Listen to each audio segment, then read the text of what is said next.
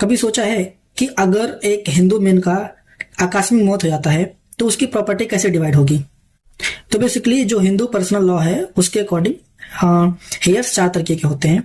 पहला class 1 hairs, दूसरा class 2 hairs, तीसरा एग्नेट्स, चौथे कॉग्नेट्स। सो 4 तरीके के हेयर्स होते हैं और इनके बेसिस पे ही आपका बाइफर्केशन और डिवाइडेशन होता है प्रॉपर्टी का after demise of a Hindu man. तो सबसे पहले प्रायोरिटी मिलती है क्लास 1 हेयर्स को, फिर क्लास 2, फिर एग्नेट्स, फिर कॉग्नेट्स। सो क्लास 1 हेयर्स होते कौन है?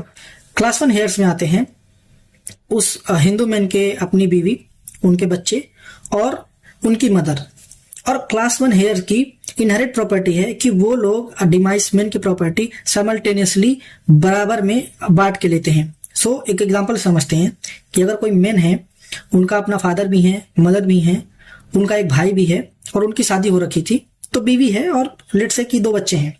सो जब भी उनका डेथ होगा तो डेथ के बाद उनकी जो प्रॉपर्टी होगी, उनकी वाइफ, उनके 2 बच्चे और उनकी मदर में इक्वली डिस्ट्रीब्यूट होगी, यानी कि 1/4 25% हर किसी को मिलेगा। तो इस तरीके से क्लास 1 में सबको प्रॉपर्टी मिलती है। बट लेट्स से कि क्लास 1 किसी के पास है नहीं, क्लास 1 हेयर्स उनके पास है नहीं।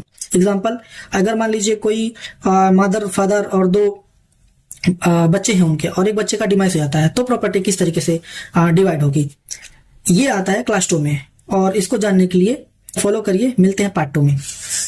तो हमने इसके पहले बात किया था क्लास 1 हेयर के बारे में, अभी हम बात करेंगे क्लास 2 हेयर के बारे में। तो क्लास 2 हेयर्स होते कौन है? क्लास 2 हेयर्स में आते हैं आपके पिताजी, भाई बहन, या फिर भाई बहन के बच्चे, या फिर अगर आपके क्लास 1 हेयर्स नहीं है बट उनके थ्रू कोई हेयर्स पैदा हो चुके हैं, मीन्स अगर आपका बेटी तो खुद नहीं है या बेटा खुद तो नहीं है पर उनके अपने बच्चे हैं, तो वो आते हैं क्लास 2 हेयर्स में। और क्लास 1 हेयर्स की तरह यहाँ पे हॉरिजॉन्टली डिस्ट्रीब्यूट नहीं होता प्रॉपर्टी, जबकि वर्टिकली डिस्ट्रीब्यूट होता है। वर्टिकली डिस्ट्रीब्यूट होता है मतलब क्या कि इसमें बहुत सारे बॉक्सेस बने हैं।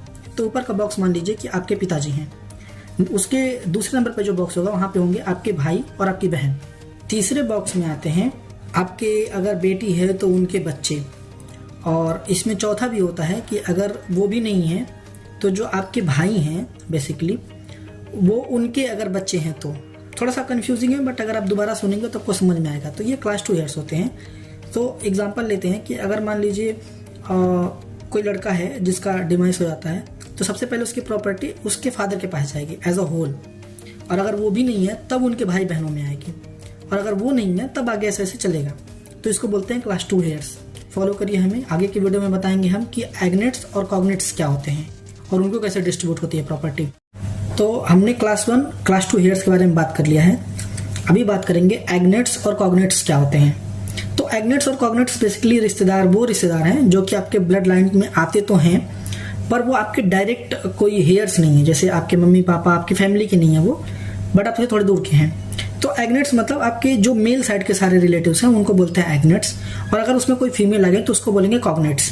सो बेसिकली ऐसा हुआ कि मान लीजिए अभी एक फैमिली है जिसमें कोई भी हेयर्स नहीं बचा, उनका डिमाइस हो जाता है, तो प्रॉपर्टी सबसे पहले किसके पास जाएगी? तो एग्नेट्स के पास जाएगी। एग्नेट्स कौन?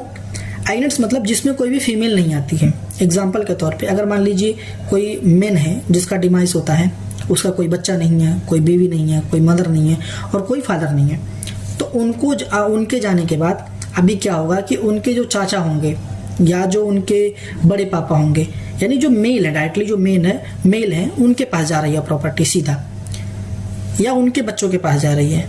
पर सपोज करिए अगर वो भी नहीं है, एग्जाम्पल के तौर पे अगर मान लीजिए कोई अपने घर का एक ही बेटा था, मम्मी पापा भी अब नहीं है, वो भी चला गया, तो अभी किसको प्रॉपर्टी जाएगी? अब प्रॉपर्टी जाती है कॉग्नेट्स को। अब कॉग्नेट्स कौन है? सपोज करिए उनका बेटा एक था पर उनकी एक बेटी थी, यानी कि वो अकेले बेटे थे पर उनकी बहन भी थी एक, तो अभी बहन को जाएगा या बहन के बच्चों को जाएगा, तो ये इसमें एक फीमेल आ गई। तो जब फीमेल का इंट्रोडक्शन हुआ तो क्या होगा? ये कॉग्नेट्स।